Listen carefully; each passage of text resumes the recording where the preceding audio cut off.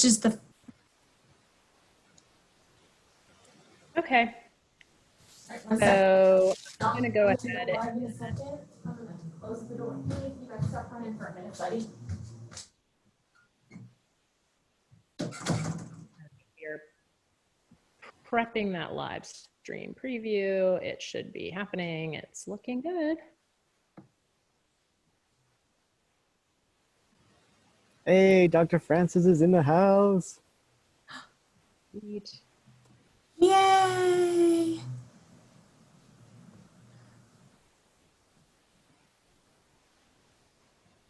Okay, what is going on here? I'm gonna have to get my, okay. Okay.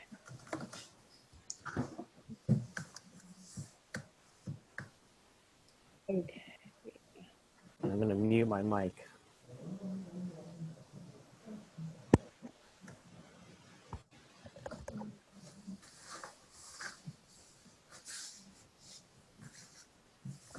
All right, I'm muting my microphone so nobody can hear me. Okay.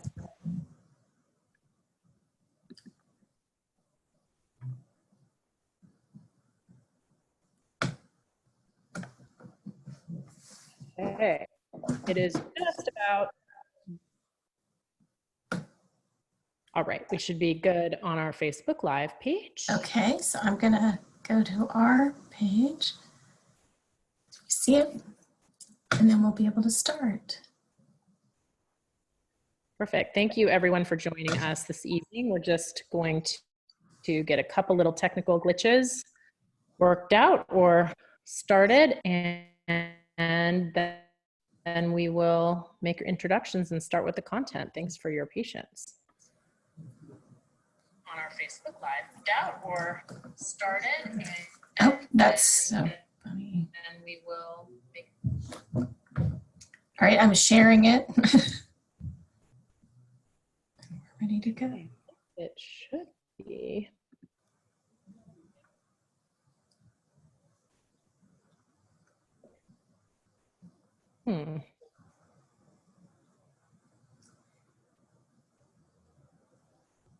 Okay, I'm hoping for the best on this Facebook Live situation.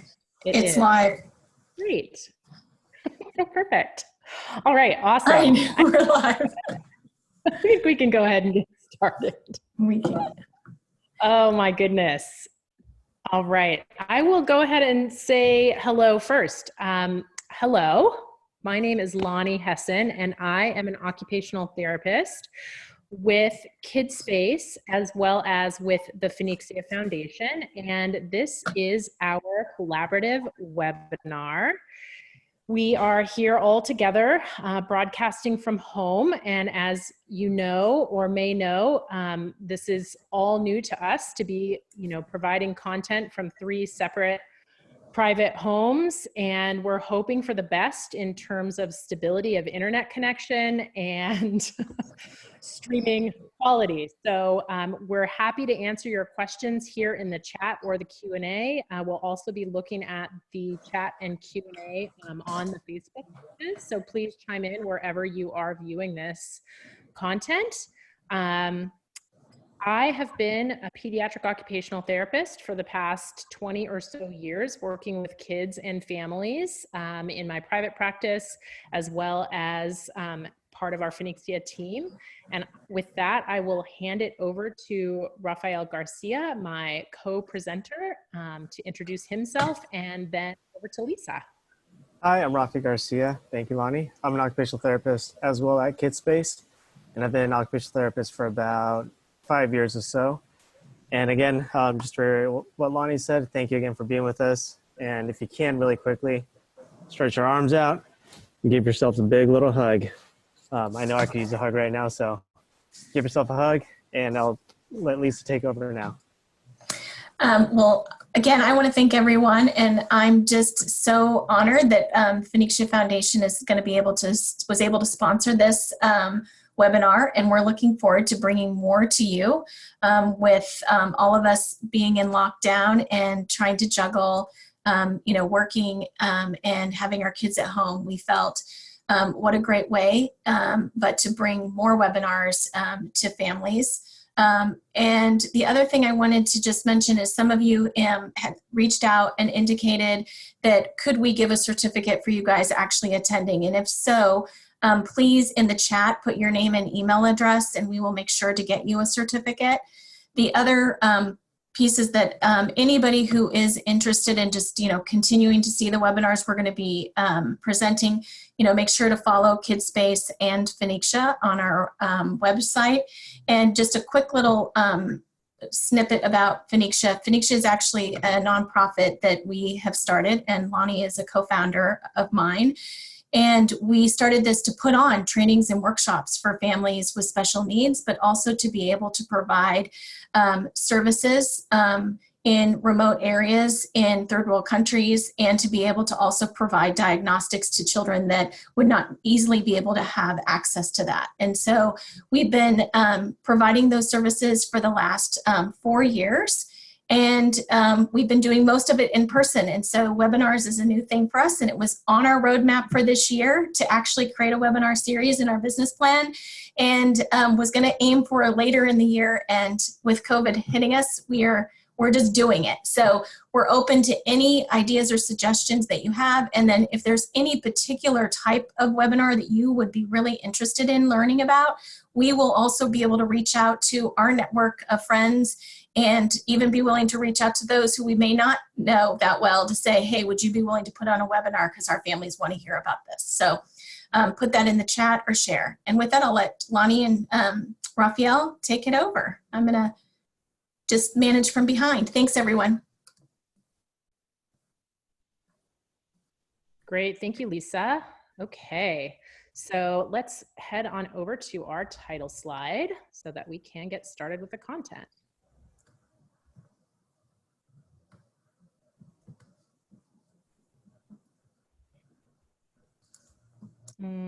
Sorry, guys.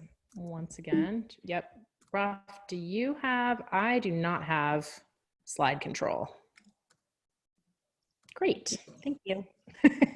Like, wow, I can't do it. Lisa does. Lisa does. Yep. Okay. Just tell me when, remember? All right, so we are here this evening talking about supporting sensory and emotional regulation at home, which is, I think, a very good topic to be discussing this evening. As Lisa mentioned, none of us are really used to the shelter-in-place lifestyle, and we're all trying to manage our own sensory and emotional regulation, sometimes on a minute-to-minute basis while we are at home with our families. And so what we'd like to do is give you a few ideas and tools to be using while you're taking care of yourself and your family at home. So we'll go ahead and get started with the next slide.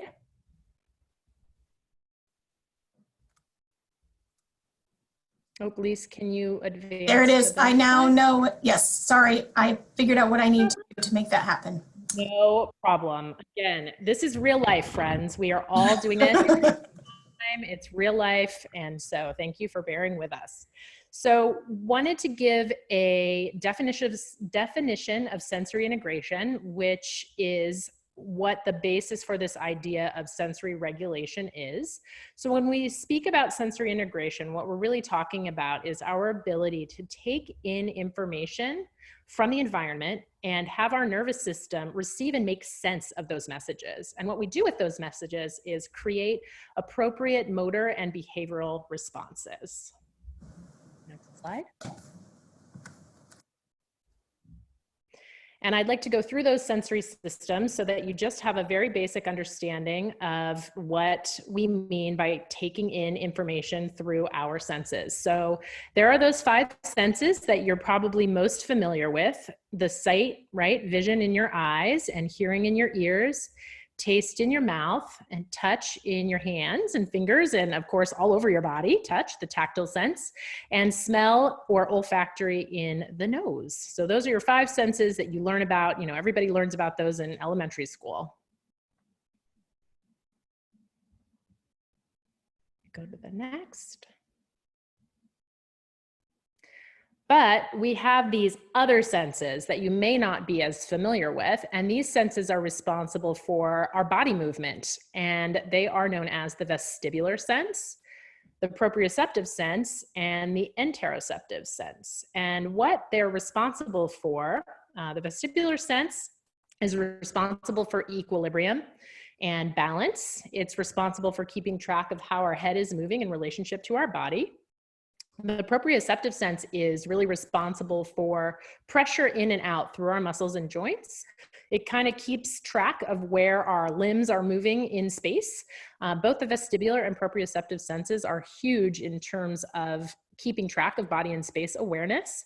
And then that interoceptive sense is the messages that we receive from those internal organs, and feelings of hunger or thirst, needing to use the bathroom, feeling sick, feeling well, those sorts of messages coming from the internal organs.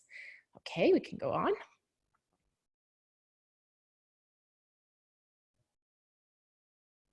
So as I mentioned, the vestibular system is responsible for the body's position in relationship to the head's position.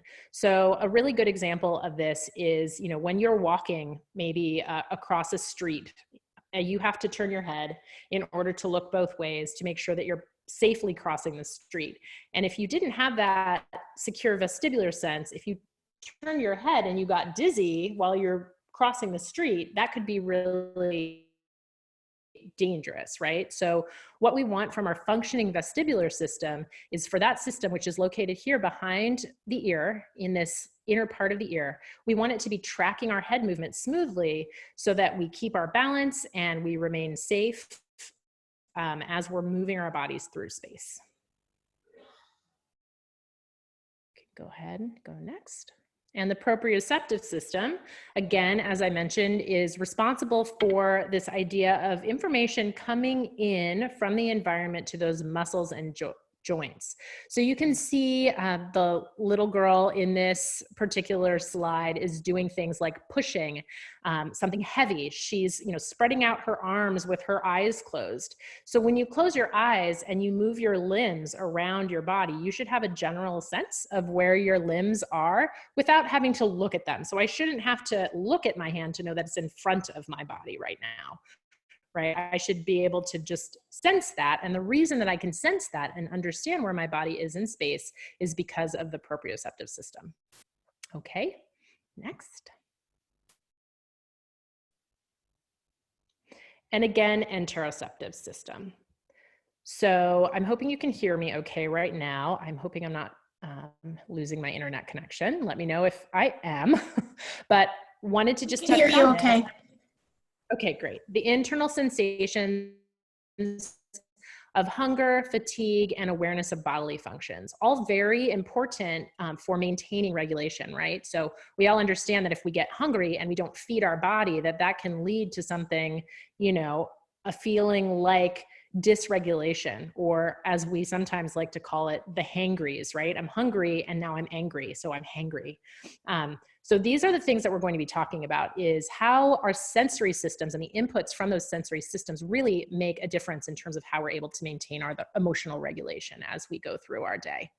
All right, go ahead.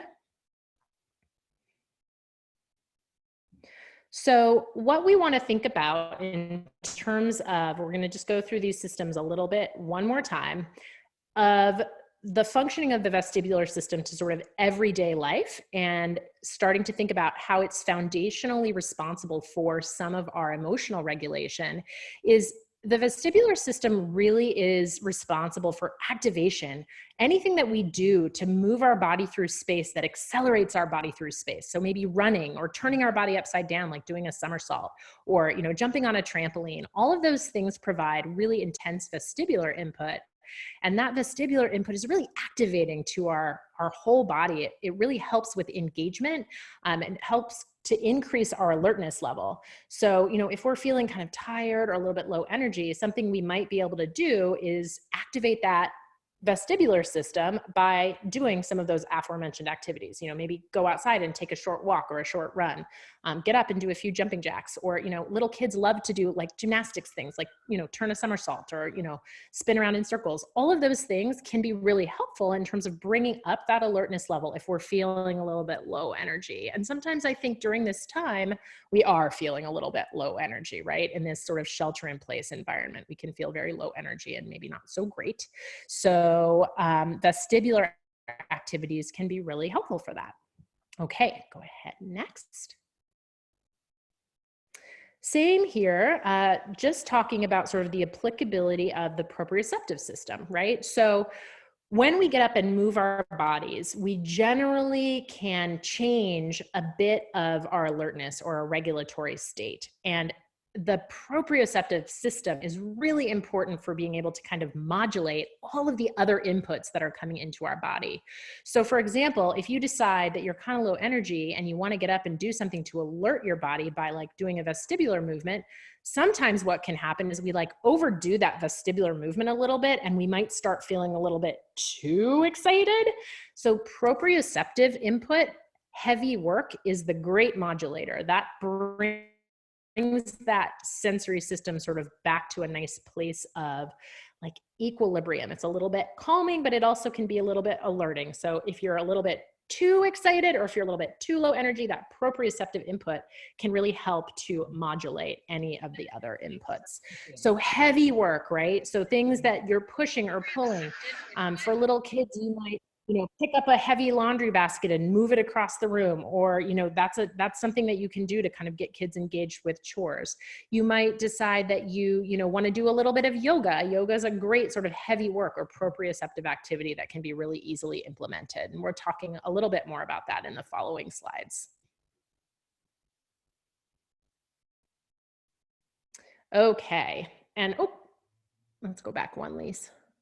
All right, so again, this interoceptive system, we touched on it just a little bit, but we want to make sure that the child, the student, the adult for that matter, is really aware or has tools to become aware and manage the states of their internal body systems, right? If we're really hungry, again, our ability to stay calm. I know that when I'm hungry, I am not the best at sort of maintaining that really calm, regulated state. I need to make sure that my is fed so that my attention is good, so that I can stay engaged. Same thing with, you know, thinking about, you know, needing to use the bathroom. So little kids aren't always the best at saying like, oh, I have the bathroom. And if they are hanging out and they don't stay calm, their ability to kind of regulate those emotions. So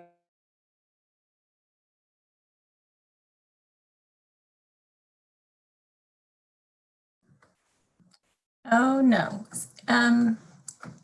It looks like Lonnie might have froze. Rolf, could you show your video and maybe take over the slides? Yeah.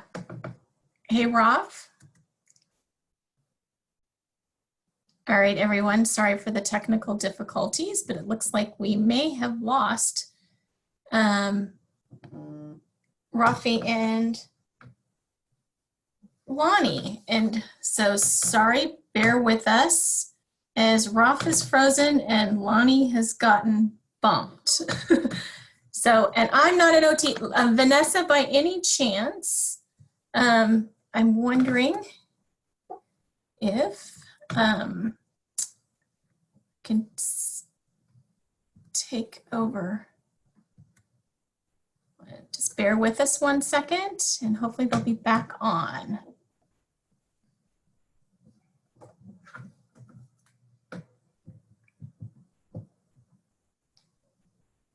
Can you hear me? We can. There you go. You're back. Yay. Sorry, guys. Bugging out a little bit. So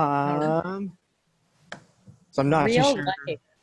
Oh, there we go. Real life, yes. I am back. I have no idea if our Facebook Live is still live. That's okay. I'll check that. You just keep going, Lonnie, and I'll check that. Okay? Keep going. Okay, so again, understanding that, you know, we have these internal body needs that may inform how we're feeling, right? So we're going to get to this idea of emotional regulation, and all of these sensory components that we just spoke about are foundational to this emotional regulation. So we're going to talk a little bit next about some activities that you might be able to do to kind of get these systems running as smoothly as they can run so that we're feeling as good as we can feel during this time at home. All right, let's go to our next slide. All right, so what we want to do in order to determine what kinds of activities might be really good for our body or for our kids' body is to become a detective. And so we have some resources at the end of our presentation that give you some sensory checklists. And sensory checklists are a great way to, you know, go through. You can even interview your kid, make it really fun to figure out, like, what is the sensory profile of your family member, right? So, you know, does your child really, really seek and crave movement? Is that something they really need in their day? If it is, let's find out what kind of movement. Do they like jumping better? Do they like sliding better? Do they like, you know, spinning in circles better? Do they like swinging motions or rocking motions? So there's all kinds of things, right, that we can do with our bodies to get this sensory input. And what we want to do is we want to become a detective and figure out what those might be. We also want to model as adults using sensory strategies to support your own just right state. So for example, right now, when Zoom kicked me off of our webinar, I was feeling a little bit stressed, right? So I had some choices of what kinds of sensory strategies I might use to modulate, right, my emotional state of being. So what I decided to do is take a deep breath, right, in through the nose and out through the mouth, and give myself a little cognitive kind of pep talk. It's okay, I'm gonna be able to rejoin the meeting, right? So we need to be thinking about what sensory strategies. So for me, it was breath, and it was a little bit of self-talk, which is more of a cognitive strategy versus sensory, but it worked. So I'm feeling pretty calm and okay, even though that was a little frustrating and kind of worrisome to get kicked off of our webinar. So we model for our family members how to maintain that just right state of being by doing sensory related movement if we need to. So if I'm starting to feel a little low energy, I need to model for my family, like, I'm going to take a movement break. I'm going to get up and I'm going to, you know, even just walk quickly out to my deck, and I'm going to do like 10 jumping jacks, and then I'm going to come back in and I'm going to sit down and refocus on my work. So we want to become a detective, figure out what our profile is. We want to model using those sensory strategies so we support our own just right state.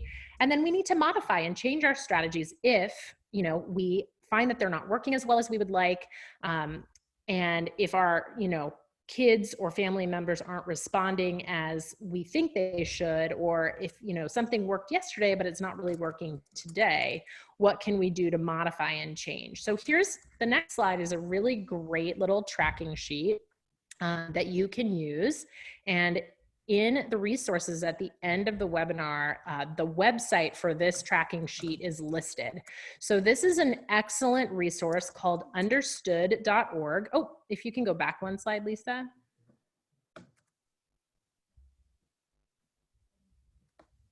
Is it one more? Yep, thank you.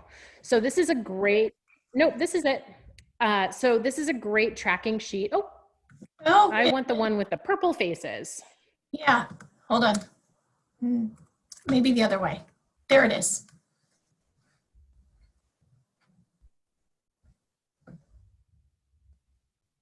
In a minute, I think. I'm seeing the purple face. I don't see it on my screen, but I can That's so talk interesting. to it. There we go. Okay.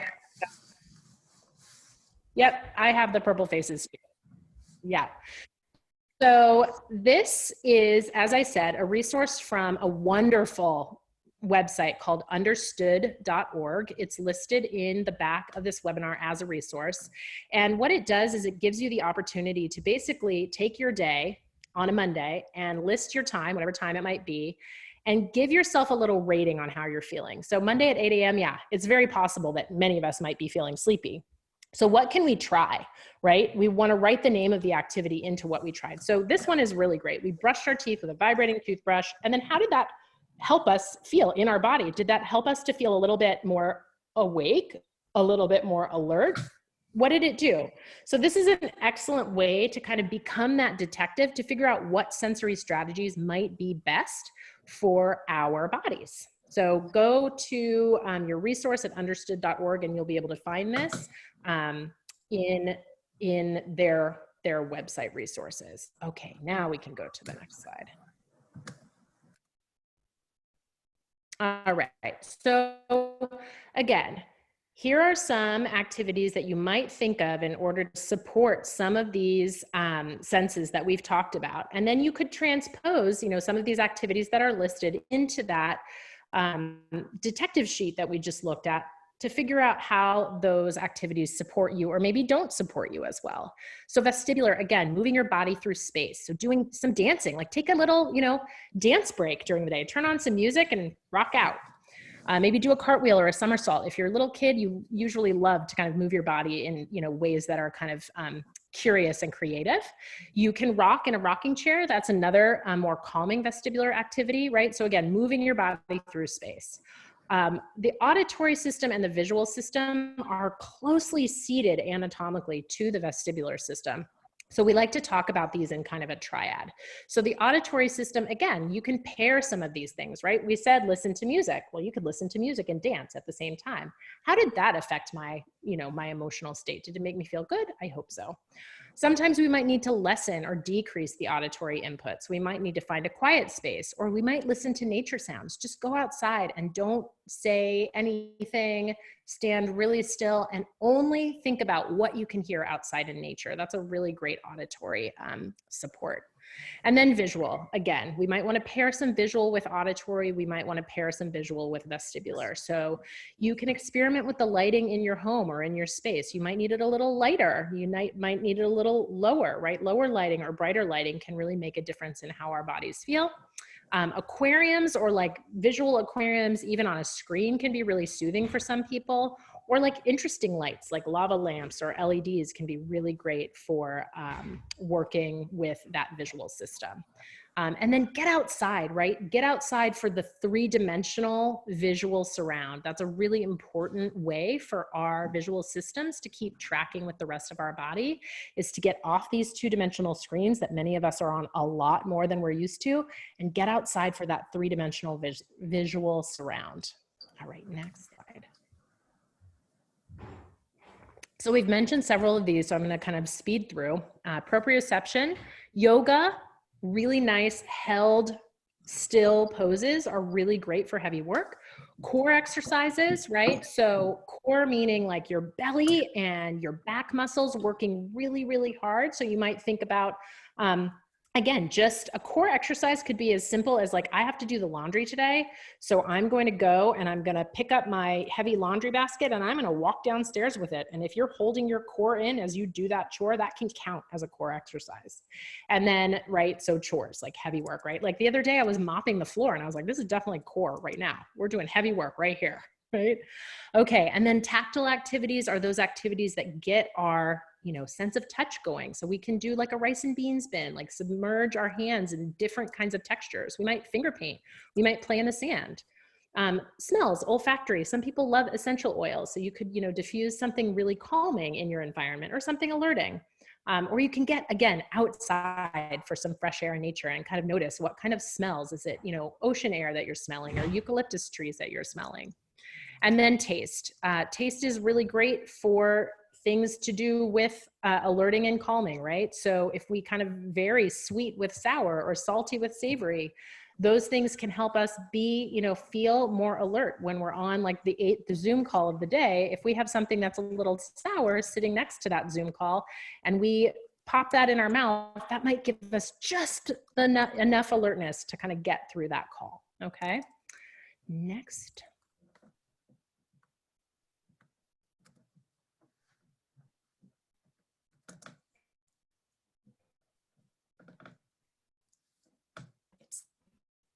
Can you see it, Lonnie?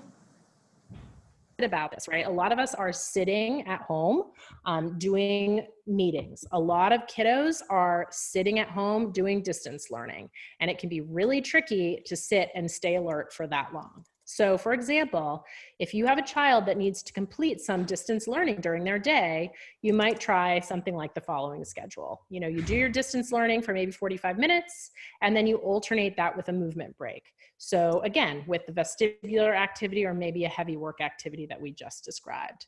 And then you get back to your distance learning, but then you make sure that you've got something over here that supports that oral motor, or maybe has, you know, a fidget, like whether it's, you know, putty or something just to fidget with in your hand. Like, you know, sometimes I even use bracelets. Like I wear bracelets a lot and those become my fidgets. Again, after you do a period of distance learning, make sure you get up and take a movement. Maybe just step outside, even on your front porch, just for a minute. Okay, go ahead to the next slide.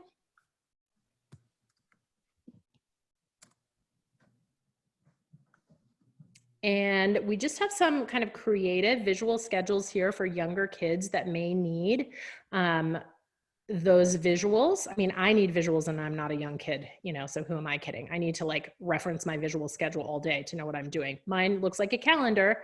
For a younger kid or a kid with special needs, you may want to be providing visual schedules that really are picture-based.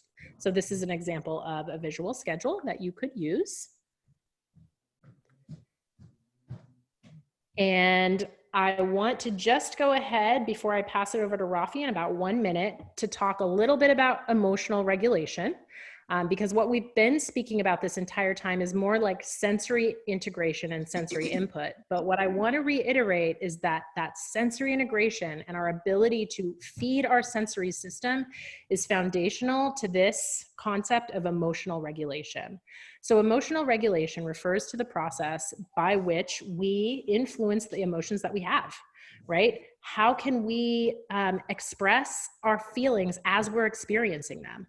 How, you know, sometimes emotions are automatic, but sometimes they're controlled, sometimes they're conscious, and they might be unconscious. And again, they may affect ourselves at one or more points during the day. And of course, they may have an impact on those around us, right? Our emotional regulation certainly impacts the members of our family that are experiencing our emotional processes.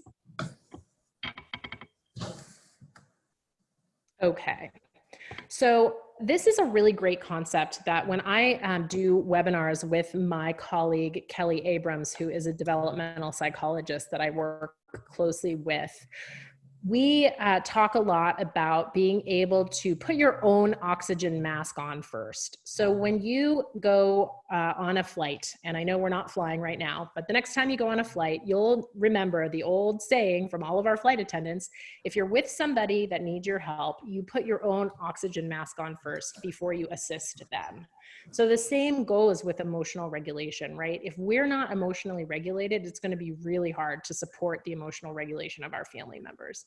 So, you know, when Kelly and I speak together, we really talk about trying to manage our own emotions by taking really good care of ourselves, because we all sometimes experience healthy stress that, you know, kind of gets us moving. Our blood pressure might go up a little bit, but it motivates us to act. And that's okay, because that passes. And that's usually just, you know, kind of momentary, like this webinar, right? I have a little bit of unhealthy stress around, or I'm sorry, healthy stress around this webinar because, right, you're a little nervous, but that's okay. It's the unhealthy stress that lingers and hangs on that can really be impactful here. So, you know, over time, the unhealthy stress really creates wear and tear on the body, and it can impact our immune system, our memory, and our mood.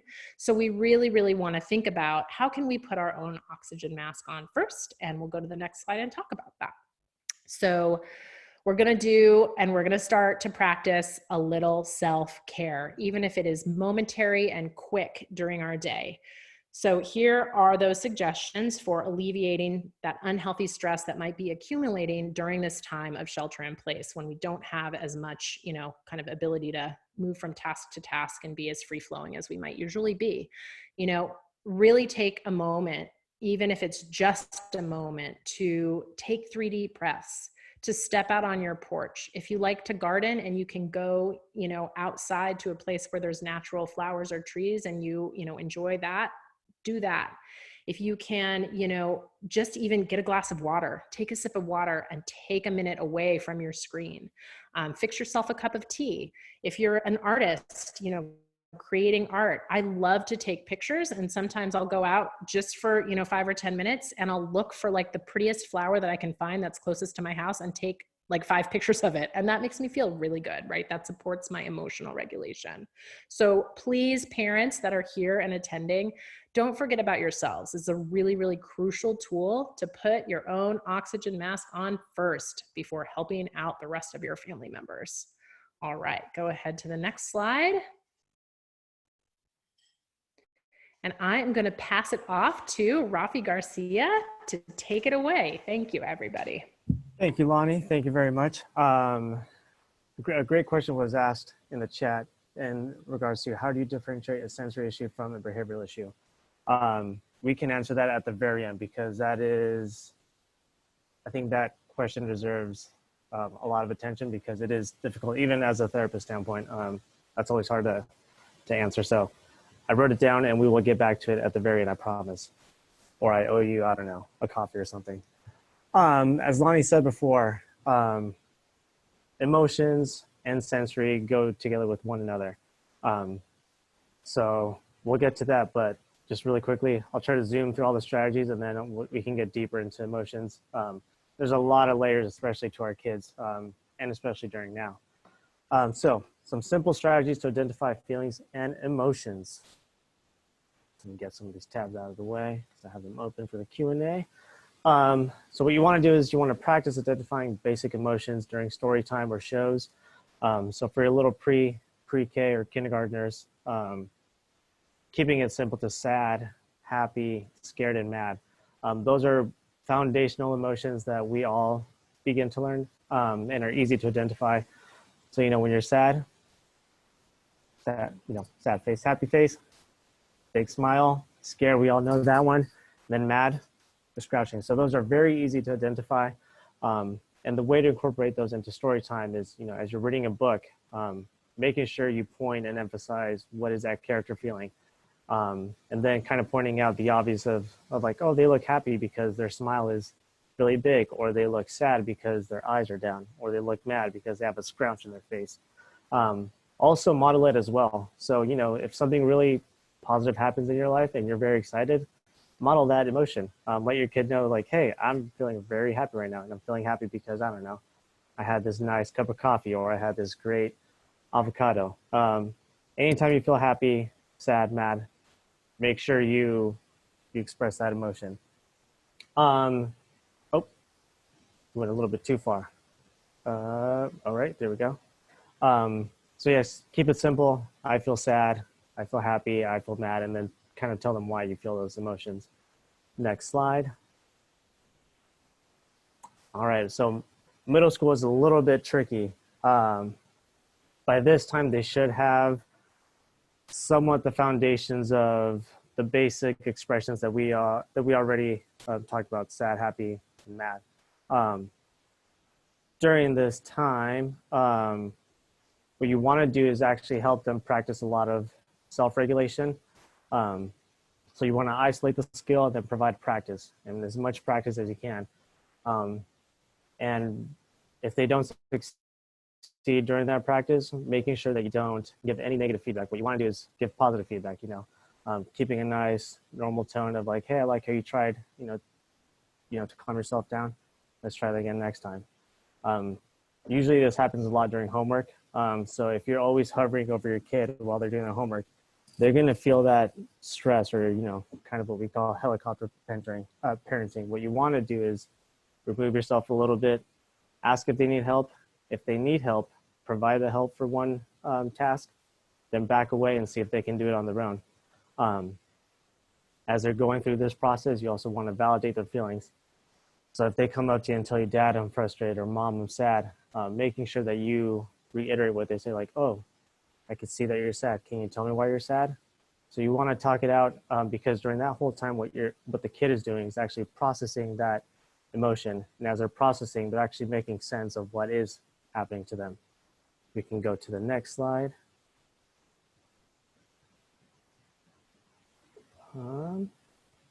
Something that I do want to mention as well is no emotion is good or bad. We're all allowed to feel happy, sad, mad, frustrated.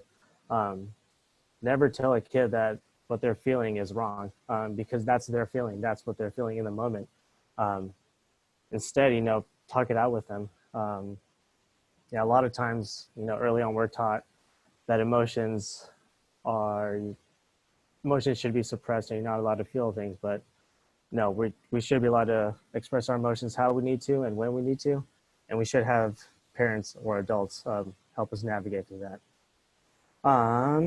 So going back to a little bit to what Lonnie said about sensory and emotions, an OT that I look up to said this once, that a stable body leads to a stable mind. So what that means is when you have fed your sensory system, whether doing cartwheels, dancing, singing, going on walks to hear sounds of the birds, what you're doing is giving your body that the sensory input that it needs. And once your body has all those inputs and it has been fed what it needs, your brain is allowed to it can work a lot more efficiently and not have to use so much effort. And in doing so, your emotions are a lot more stable versus like going up and down. For me, I know that if I don't go on a walk or a run or a bike ride or exercise, I'm a lot more cranky and I'm a lot more easily frustrated. So think about how you self-regulate, whether it's yoga, Pilates, reading a book. When you don't have those needs met, things tend to kind of tip over. So the first strategy in managing tantrums is connecting and redirecting. So when your kid is upset or sad, what you want to do is first connect emotionally. So getting your right brain to connect with their right brain. So saying like, oh, I can see you're mad. I can see that you're sad. Once you've tapped into that, you'll be allowed to go into the left side of the brain, which is the more logical side. And this is a process that you should not rush. You want to take as much time as the kid needs, because if you rush it, what you're actually doing is triggering the fight or flight system again, and thus increasing cortisol levels. So allow your kid to settle down, do your deep breaths, give them space, whatever you need to do. Be patient with them. Be in the moment with your child, just be there with them. That is connect and redirect. Patience. Name it to tame it. This one takes practice. What you want to do here is if you see a kid that's mad or upset or frustrated, you want to use statements like, I can see that you're mad. I can see that you're sad. When somebody does that to you, like, hey, hey, Lonnie, I can see that you're upset. You're already immediately connecting to that person. Lonnie, I know you're not upset right now. But when you can verbalize what you're saying to them, that allows the other person to know like, oh, hey, that person is with me. That person is in this moment with me.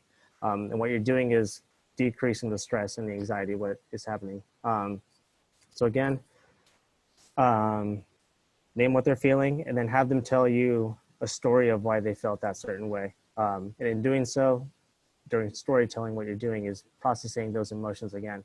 Overall, the theme during these strategies is processing and expressing what you're feeling.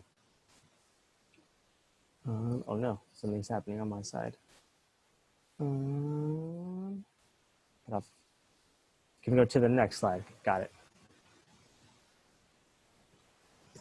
So this one is super tricky. So engage, don't enrage. So back before I knew all these strategies, oftentimes what I would do with my little cousins is instead of calming them down, I ended up enraging them. So instead of saying, hey, I can see that you're mad, I would come in saying, hey, settle down.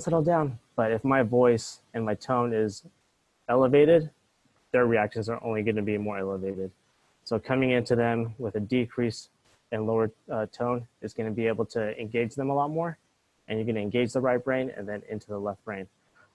So get at eye level with them, speak to them in a calm voice, let them know that you are there to help.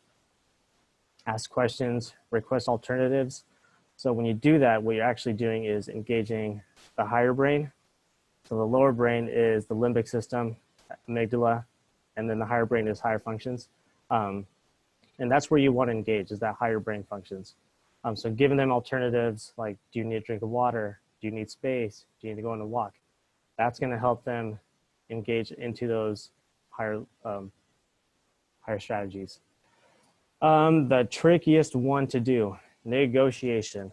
Wow.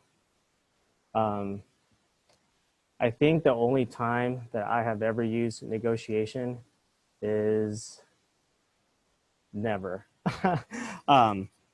I learned this hard in practice, that if I entered into negotiations with my kiddos, we just ended up going in a big circle. Instead of negotiation, what you want to do is find a compromise. So offering like an A choice or a B choice. And having those two options be some of the activities that Lonnie spoke about in the sensory integration activities. As soon as you enter negotiation, that's just a recipe for both you getting mad and the kiddo getting mad. So what you want to do is just, again, find a compromise, offering alternatives that can get into the higher brain and into the right side of the brain and then to the left side of the brain. So that's a tricky one. That's a tricky one, kind of like a last resort tactic. And something to remember is that conflict is always an opportunity to teach your kids essential emotional and relationship skills. So anytime a conflict happens, again, patience, process, and always repair. Even if it's hard, saying I'm sorry and having that moment of self-reflection with your kid is very powerful in mending relationships and actually increasing that bond between you and your child. So always see conflict as an opportunity to just enrich that relationship with your kiddo. Next slide, please. All right, so activities for emotional regulation. So again, for our little young ones, preschoolers, kindergartners, again, keeping it simple. An easy one to do is during Easter time or just any time, getting those plastic eggs and separating them. Top half you draw face, or you draw the eyes, and the bottom half you draw mouths. And it's a fun game to play and have them mix and match and see what kinds of expressions they can come up with. And it's a great way to also start kind of imaginative play and see how they express those feelings through their stories. Books are always great. They're a lot of fun. They're engaging. Again, always finding the main character and seeing how they express their emotions throughout the book. And then maybe asking questions of, why did they feel that way? Or, how else could they have handled that situation differently? And another great activity is emotion sorting and matching. So always drawing out little happy faces and then trying to see if they can put, what does happy look like into one pile? What does sad look like into one pile? Mad into one pile. Next slide. Oop, elementary, we skipped one. Go back. Good, elementary. So this one's a little bit higher level. You can do bingo or, again, more sorting, but this time including more complex feelings and emotions such as confused, frustrated, shy, embarrassed, bored. This is a great time to kind of build upon the foundational emotions and expanding their vocabulary and how to express their feelings. Some great resources are the zones of regulation that we have linked in the back. And then Teachers Pay Teachers. It's a great website that has a lot of educators inputting their own content on emotions. A lot of times you can find them for free. Guess the Emotion is great. So this is where you can play charades or you can play out scenarios and your kid has to try to guess what emotion they're feeling. And then Drawing Emotions. This is a lot of fun. The way I do this one is I get some coloring pencils and then I either tell my kiddo, all right, let's write a story of a time you felt mad, sad, frustrated, and then having them actually draw the story on their blank piece of white paper of what's happening in there. That's a great way to kind of build and expand their self-awareness on what's actually happening in their body when they feel those emotions. Next slide.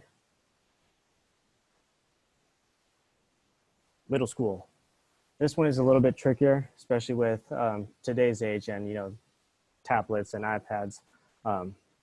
So getting them to kind of either journal would be really helpful. I've used this one with a lot of my kids since starting teletherapy. They have found it very helpful in being able to express their feelings. And I've started one too, as in conjunction with them. And what we have found through this journaling process is we're allowed to actually express a lot more feelings and emotions than we would have in person. Something about journaling allows you to kind of take down those walls and really put all your feelings into that little into that booklet. 5, 4, 3, 2, 1. This is a strategy that I learned from one of my colleagues, and actually one that I've started implementing now whenever I feel stressed, especially during this time. If I start to catch myself spiraling, I name 5 things that I see, 4 things that I feel, 3 things that I hear, 2 things that I smell, and 1 thing that I taste. And I usually do this while I'm on a walk. And I actually do this with one of my kids during FaceTime. So he likes to go outside, and we have our activities on FaceTime. And anytime we catch ourselves feeling in the yellow or red zone, which is either anxious or angry, we go into this 5, 4, 3, 2, 1 process. It's a lot of fun. And afterwards, it's a lot of self-reflection that happens of like, oh yeah, I was feeling this, or I wasn't feeling that. Again, role play, always a fan favorite. Who doesn't like to be silly with charades? So role play, come up with scenarios, and then take turns of somebody being the parent. Kids love being in authority. So when they're allowed to be in that authoritative position, they can actually have a lot of perspective to see what their parents experience when, they're not following directions or are dysregulated. Next slide. So this is a simple daily schedule template for your preschool, kindergartners, and also your kiddos that are on the spectrum. Sometimes if you present too many choices, they can kind of get visually stimulated. So this is a great way to kind of scale it down. First, then. So first would be whatever activity they're doing, and then once they complete the activity, then you get to play with toys. So first book, then toys. If they're able to handle a little bit more, then you can go to first eat, next clean up, then play with toys. So that's a clear, easy way to have them navigate their schedule. It's not too much, pretty simple, and you can do it with either just taking our template from here, or you can draw on a piece of paper, showing them what's going to happen, and then draw the next thing that happens. Next slide. This one's a little bit more for elementary school kids or the kiddos that can handle a little bit more visual stimuli. You don't have to use these cutout. You can always draw your own little thing. You can draw whatever activity they're going to do. Once they have finished that, you can either cross it out or scribble it up. By giving them a visual schedule to reference for the day will actually create a lot of self-regulation. A lot of them will feel more in control, and you will decrease a lot of anxiousness that they experience throughout the day. I use a lot of visual schedules. They help me stay organized, and it kind of makes me motivated to accomplish the tasks and then move on to the next one, especially if I know at the very end I have my preferred tasks. So lots of schedules, and they don't have to be strict. If your kiddo thrives on a strict schedule, then do a strict schedule. If they're more of a laid back and like a flexibility in their schedule, then have some flexibility. Do the schedule with their kid, bring their input into it, and the more they're in the process, again, the more in control they'll feel. Next slide. So this is a little demo that I created for myself, given the current situation. So I built this kind of upon some of my kids' schedules, and I have to say, there's a lot of screen time happening for our kids, and oh man, and I'm having a hard time already with some of these sessions. So let's see, the yellow would be my movement breaks. The blue is the time I have class or screen time, and then orange is just my lunchtime. But as you can see, with so much of this blue, what you want to do is build in either 10 to 15 minute movement breaks. Doesn't have to be much. And by movement breaks, I mean actually, doing jumping jacks, dancing your little booty, or moving around walking. But getting yourself away from the screen so that your eyes have a chance to take a break, your brain has a chance to take a break. Anytime you can get your kids to move is a great time.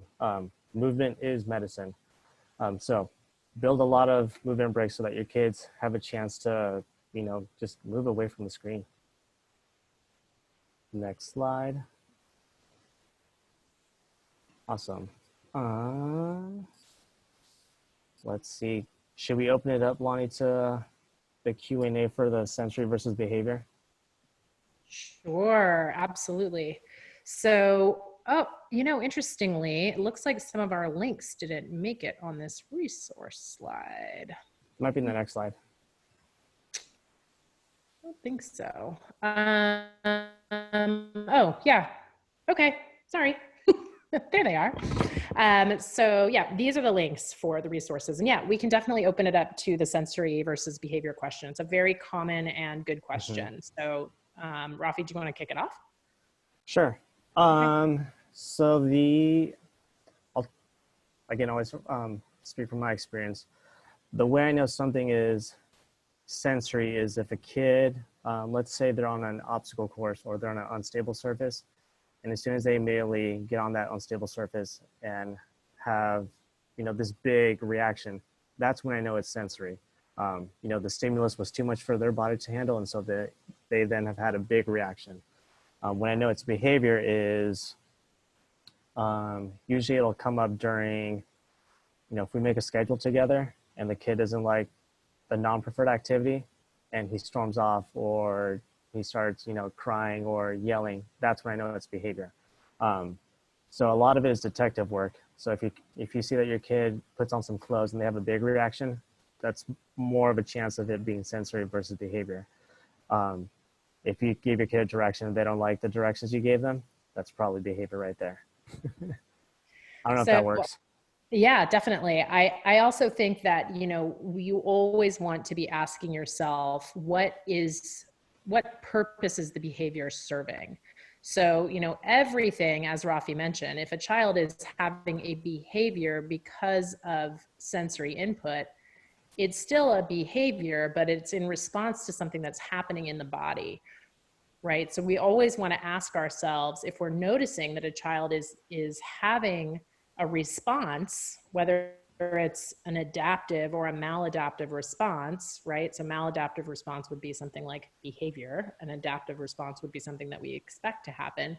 What is that behavior in service of? What is it doing for the kid? What kind of need is that child expressing by displaying that quote behavior? And sometimes, even the example that Rafi gave, which was a good one, if you write down a non-preferred activity on a schedule, and let's say it has something to do with tactile work, and the kid has a very hard time maybe with that sense, the child may already be having a sort of anticipatory quote behavior because they know that tactile sensory input is really hard for them to tolerate.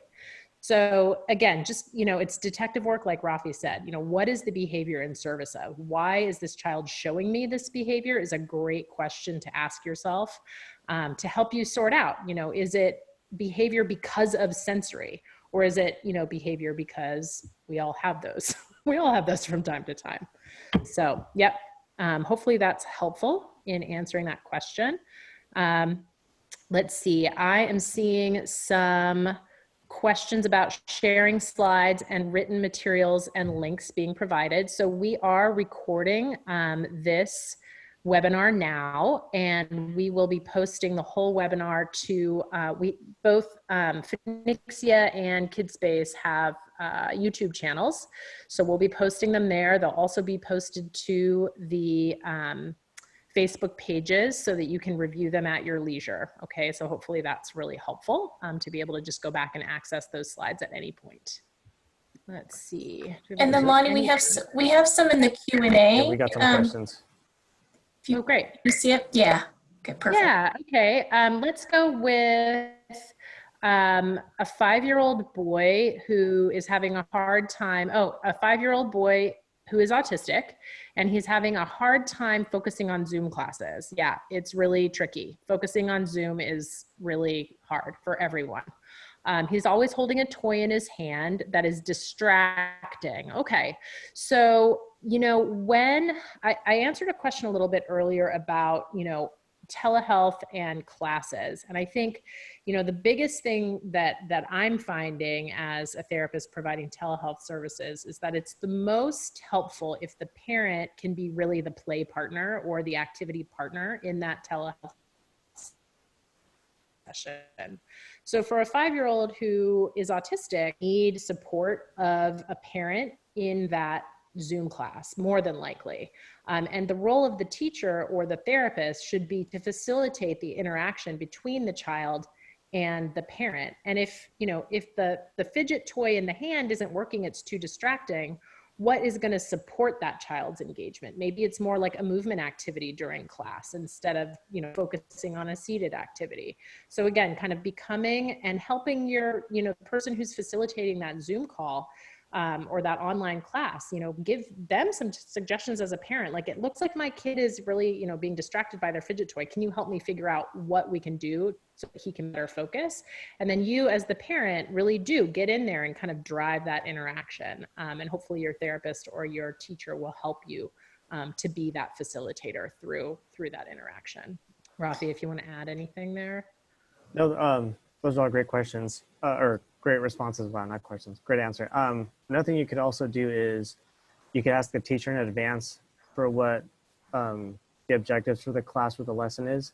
And then maybe instead of doing Zoom, you and your child spend, X amount of minutes actually trying to complete the assignment without having to do the Zoom class.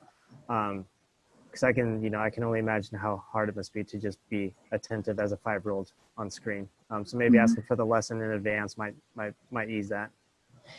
And Lonnie, from a parent perspective, I would just say one of the things that we've implemented too is the screen time is with classes is one, if you have access to any kind of cushy seat and or to even let your child sit in a beanbag while still attending. So if some of the kids need that, they're sitting on a cushy seat, putting a weighted blanket on their lap, and, set the expectation to be like, as long as they can sit and attend for 10 minutes, get up and be able to take a break and then come back, I found has also been really helpful, and something that's realistic for your child. Like if they're really young and they can do 2 minutes, give them that reward after 2 minutes and then have them come back.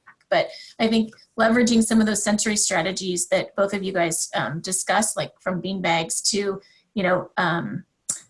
cushy seats to weighted blankets to TheraBands, Any of those modifications could definitely be helpful. But I think both as Lisa and Rafi and I have all said, it's really about trying and watching, right? You try a strategy that helps for, attention, and then you observe what happens when you provide that strategy. And if it works, awesome. If it doesn't, Lisa just said, like, you could try a seating option, you could try a weighted blanket, you could try a TheraBand. Try all of those strategies, but one at a time. Observe what happens when you give those strategies, and then make your next move based on, the response of the child to that support strategy. I want to be sensitive to everybody's time. We're at the top of the hour, but we have one other question that I think is quite interesting about a strategy for a child with autism who habitually seems to be writing in the air, which is an interesting behavior. I wonder if this child is working with a therapist or a teacher, if other professionals or, people have seen this behavior. I think maybe providing a video of what the child is doing here could help for a more kind of precise answer. It sounds like it may be kind of a repetitive behavior that the child is interested in for some reason. And most of the time with repetitive behavior, what I and Rafi and Vanessa, I know is here as well, would suggest is to kind of start with what the root of that that repetitive behavior is. It's probably an interest of some kind. And if you can get to what the interest is, and you can kind of draw that interest a little bit wider at a time, that can be helpful for, giving an alternative to the behavior that you're observing. But having somebody take a look, maybe via video, of that behavior could be really helpful. Mm-hmm. It could also be a good time to try to engage and play with a kid during that moment, and see if maybe that's what they're seeking. So grabbing their hands and then just making a game out of holding hands in the air. Yep, and see, exactly, trying a strategy and seeing what happens as you're playfully maybe redirecting. That's a great suggestion. And a few other questions about other planned webinars. We will be here providing planned webinars for the next several Wednesdays at 7 p.m. California time, which is 10 a.m. Philippines time. So yep, the next several Wednesdays, tune on in. And for the rest of the questions that are here in the Q&A, we promise to answer them. We'll capture them and write some answers to you at the conclusion of the talk. All right. So thank you everyone so much for joining. We're so appreciative of having you here, and we really look forward to seeing you back next week. Lisa, maybe you can reiterate the topic for next week. I forgot the sequence. Yeah, 1 second. I will pull that up Thanks. right now. And for the unanswered questions, should we make like a little video and then throw it up on YouTube? We can discuss the best way to answer those questions at the end. We can put them in a little FAQ and then send them out to everybody who is on here, and also post them on Facebook. But our next one will be on May the 20th, which will be Becoming Your Child's Play Partner. And then we'll have on May 27th, Developing Fine Motor Skills. June 3, we're going to do What's Next for Your Adolescent with Special Needs. And then June 10th, Nourishing Your Child's Sensory Needs. We did these similar for folks in the Philippines, but we're doing them again for folks in the US, and we'll be posting these. So, and we'll have people collaborating with presenting. So we'll be posting these within the next day or two to our FB page, and how to be able to go and watch them. So next one is May 20th. All right, everyone. Thanks again for joining, and we will see you here next week. And we have a few more messages coming in, so we'll just give it a minute before we.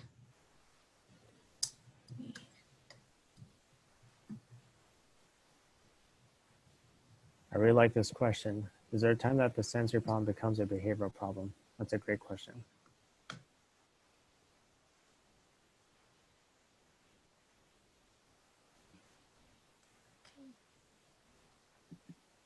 Thank you, everyone. Thank you.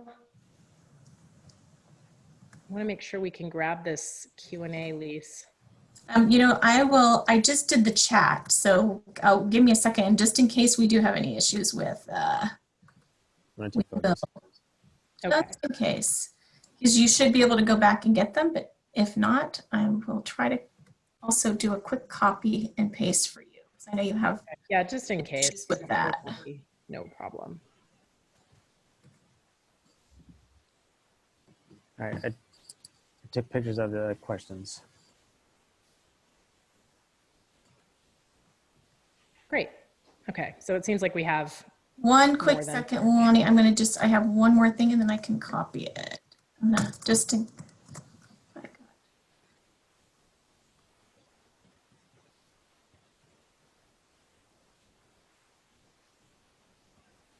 All right, I have it all, Lonnie. Okay, I'm going to go ahead and end the webinar. Thanks, everybody. Bye.